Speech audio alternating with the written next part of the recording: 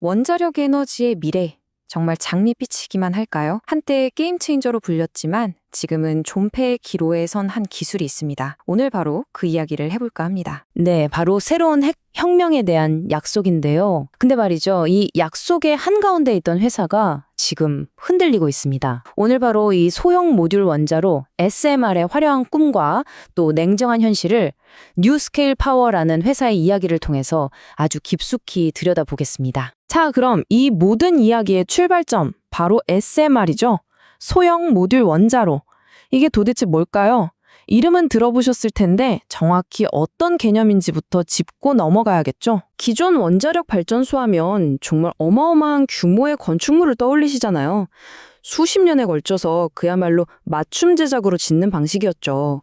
근데 SMR은 완전히 다릅니다. 마치 레고 블록처럼 공장에서 규격화된 모듈을 착착 만들어서 현장으로 가져와 조립만 하면 끝! 그러니까 원자력 에너지 분야에 그야말로 패러다임의 전환을 가져올 수 있다는 거죠. 이 SMR을 지지하는 사람들은 이게 원자력 발전이 오랫동안 갖고 있던 세 가지 고질적인 문제를 한 방에 해결할 수 있다고 주장해요. 바로 안전, 비용, 그리고 시간.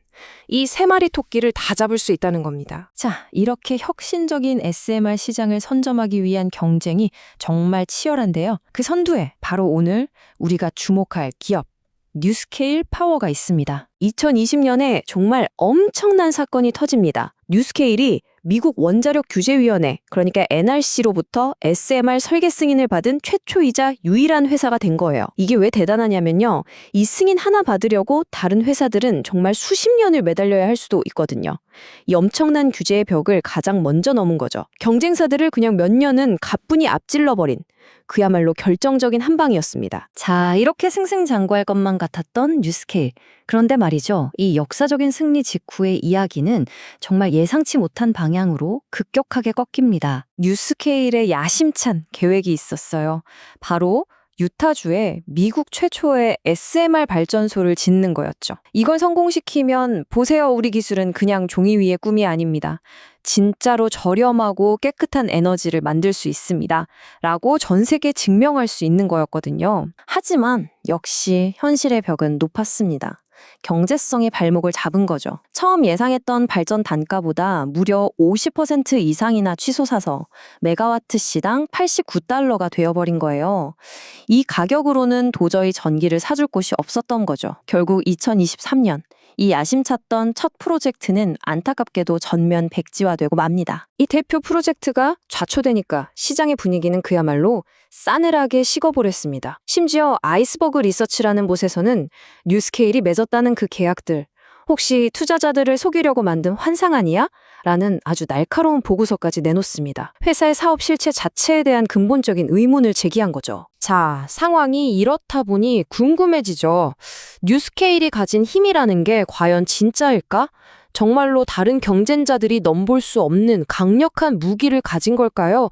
아니면 이 모든 게 그냥 초기에 부풀려진 거품이었을까요? 이 질문의 답을 찾기 위해서 아주 유용한 분석 도구를 하나 써보려고 합니다. 기업이 경쟁자들로부터 스스로를 지키는 방어막, 이걸 경제적 해자라고 부르는데요.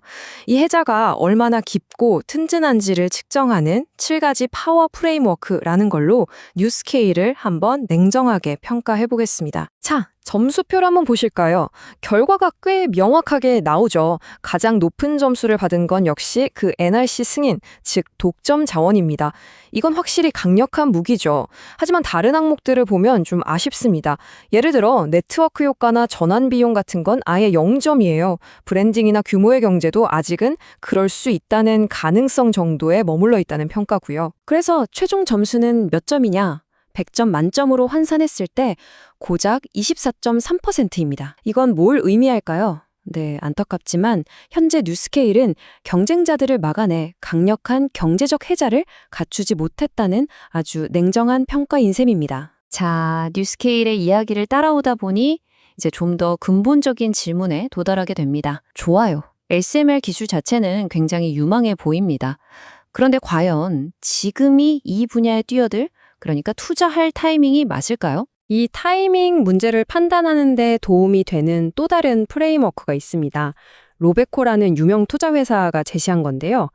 어떤 테마가 진짜 투자할 만하다고 하려면 세 가지 관문을 통과해야 한다는 겁니다. 바로 돈을 벌 수 있는가, 수익화, 시장이 충분히 큰가, 시장 범위, 그리고 가장 중요한 지금이 적절한 때인가, 타이밍. 이 세 가지죠. 그리고 이 타이밍 문제를 아주 적나라하게 보여주는 게 바로 이 가트너 하이프 사이클입니다. 모든 신기술이 겪는 과정인데요. SMR은 지금 어디에 있냐? 바로 환멸의 계곡에 빠져 있습니다. 여기가 어떤 곳이냐면요. 처음에 그 엄청난 기대감이 와르르 무너지면서 이거 생각보다 별거 아니네? 하는 실망감이 지배하는 시기예요.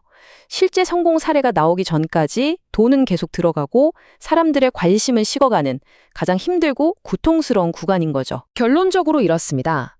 기후변화 때문에 또 에너지 안보 때문에 전 세계가 SMR을 필요로 하는 건 너무나 명확합니다. 하지만 이걸로 돈을 벌 수 있느냐 하는 문제는 아직 아무도 증명해내지 못한 거죠. 그렇다면 이 환멸의 계곡에 빠진 뉴스케일의 미래, 과연 어떻게 될까요? 분석 자료에서는 2035년의 뉴스케일을 상상하며 세 가지 시나리오를 제시하고 있습니다. 보시면 아시겠지만 미래가 정말 극과 극이죠. 비관적인 시나리오를 보면 계속 프로젝트에 실패하면서 경쟁에 뒤처지고 지금보다도 못한 평가를 받게 됩니다. 하지만 반대로 가장 낙관적인 시나리오에서는 데이터 센터 같은 새로운 시장을 뚫으면서 무려 316억 달러짜리 거대 기업으로 성장할 수도 있다는 거예요. 결국 이 모든 시나리오의 갈림길은 딱 하나입니다.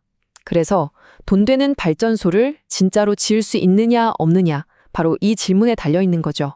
자, 이제 마지막 질문입니다. 뉴스케일은 분명 기술 개번이라는 단거리 경주에선 가장 먼저 결승선을 통과했습니다. 하지만 진짜 승부는 지금부터죠.